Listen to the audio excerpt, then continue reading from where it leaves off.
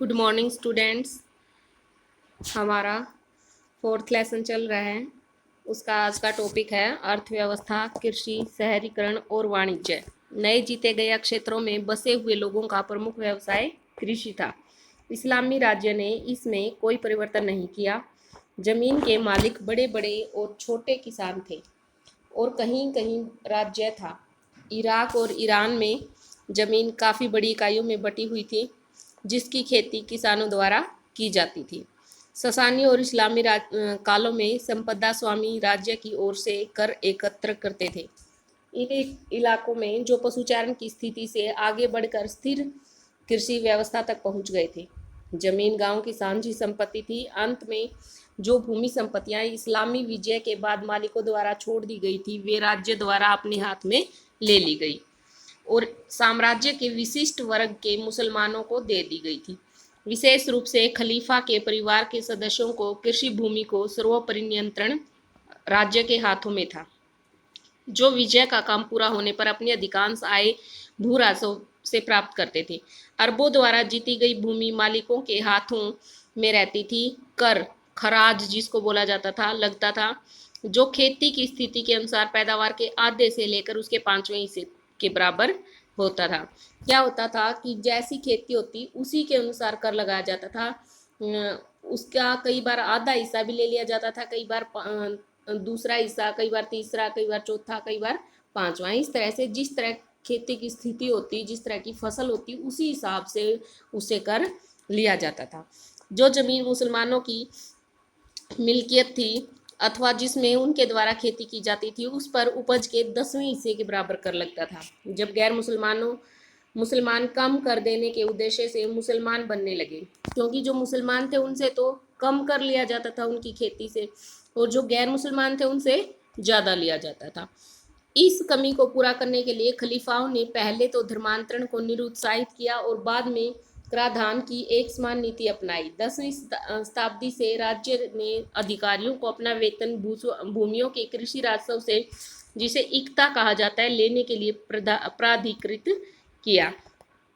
खेती में खुशहाली, राजनीतिक स्थिरता साथ साथ आई। बहुत से क्षेत्रों में, विशेष रूप से नील घाटी में, राज्य ने सिंचाई प्रणालियों, बांधों और नहरों के निर्माण, कुओं की खुदाई, आमतौर पर पनचक्कियां अथवा नोरियां लगी होती थी, के लिए सहायता दी।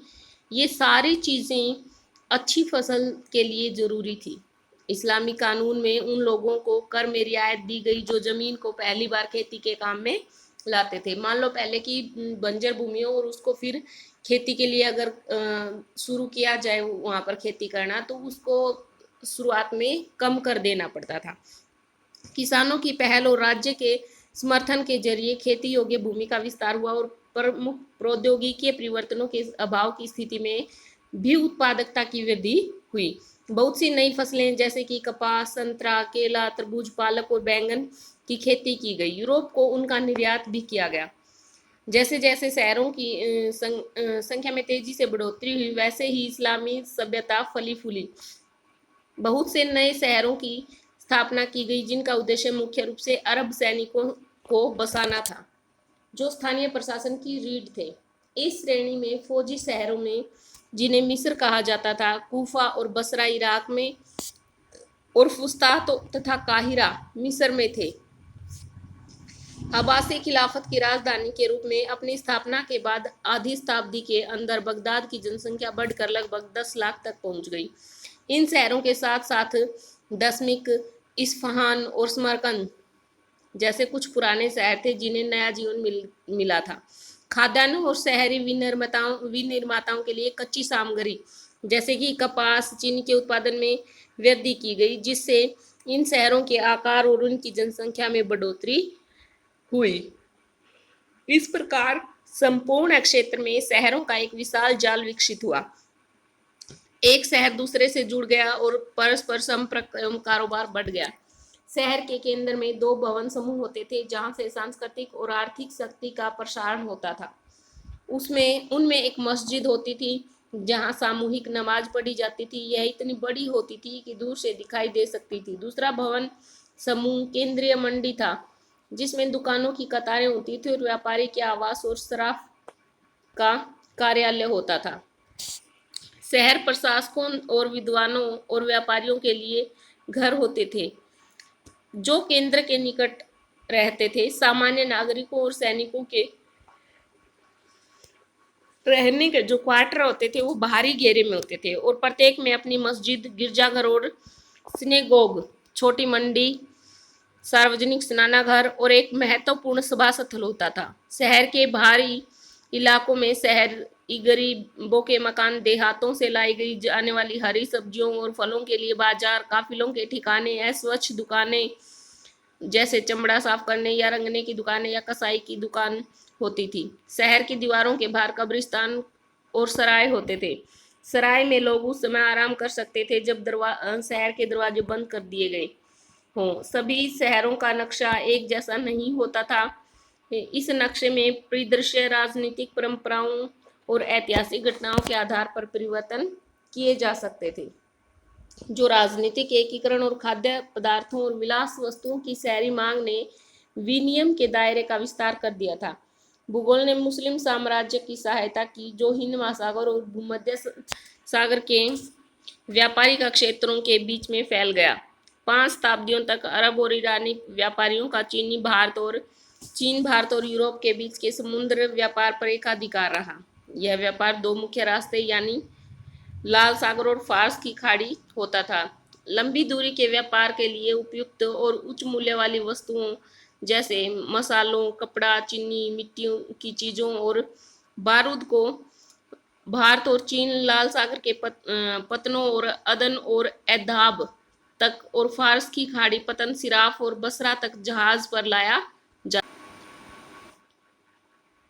यहाँ से माल को जमीन पर ऊंटों के काफिलों के द्वारा बगदाद, दमिश्क और अलेप्पो के भंडार गृहों, मखाजिन जो फ्रांसीसी मैगनीज का मूल है जिसका अर्थ है दुकान, तक स्थानीय खपत के लिए अथवा आगे भेजने के लिए ले जाया जाता था। मक्का के रास्ते से गुजरने वाले काफिले बड़े हो जाते थे जब हज की यात्रा का समय हिंद महासागर में नौ चलन के मौसम के साथ पड़ता था। इन व्यापारी मार्गों के भूमध्य सागर के सिरे पर सिकंदरिया के पतन से यूरोप को किए जाने वाले निर्यात को यहूदी व्यापारियों द्वारा संभाला जाता था, जिनमें से कुछ भारत से सीधे व्यापार करते थे, जैसा कि गेनिजा संग्रह के परिरक्षित उनके पात्रों से देखा जा सकता है। किंतु 4वीं शताब्दी से व्यापार और शक्ति के केंद्र के रूप में काहिरा के उभर आने के कारण और इटली के व्यापारिक शहरों और पूर्वी माल की बढ़ती हुई मांग के कारण लाल सागर के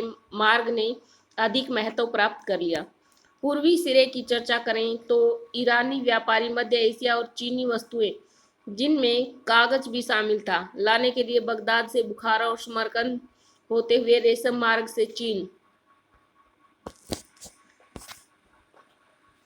बीच में यह आपको एक पैसेज दिया गया है, कागज, गेनिजा, अभिलेख और इतिहास। इसको हम कल करेंगे।